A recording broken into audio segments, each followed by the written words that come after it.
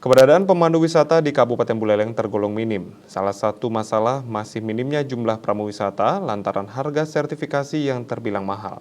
Hal ini pun menjadi hambatan untuk meningkatkan daya saing industri dan kualitas pariwisata di Kabupaten Buleleng.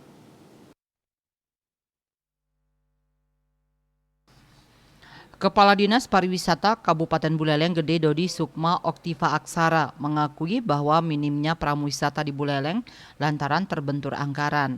Pasalnya untuk mendapatkan sertifikasi pramuwisata membutuhkan biaya hingga 1,3 juta rupiah. Hal tersebutlah yang membuat angka pramuwisata minim. Dari data Dinas Pariwisata sendiri sejak tahun 2017 hingga tahun 2022 terdapat total 367 pramuwisata. Dari jumlah itu baru 147 pramuwisata yang memperoleh sertifikasi. Padahal menurut Dodi, keberadaan pramuwisata ini sangat penting untuk memberikan kenyamanan kepada para wisatawan yang berkunjung ke Bali Utara. Namun kembali lagi sertifikasi pramuwisata yang ada dikembalikan lagi ke kekuatan keuangan daerah. Dengan kondisi keuangan yang tergolong minim, setiap tahunnya Dispar Buleleng hanya mampu memfasilitasi 30 pramuwisata yang ada untuk memperoleh sertifikasi.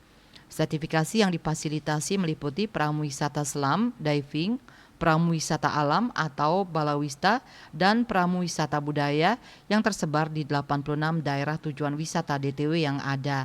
Kedepannya pihaknya berencana akan melakukan sharing untuk pembiayaan sertifikasi pramuwisata ini. Sementara itu bagi pramuwisata yang belum lulus sertifikasi, Dodi mengarahkan untuk mengikuti pelatihan-pelatihan yang disiapkan oleh Dinas Pariwisata sendiri. Pelatihan yang diberikan berupa pelatihan dasar dan pelatihan bahasa.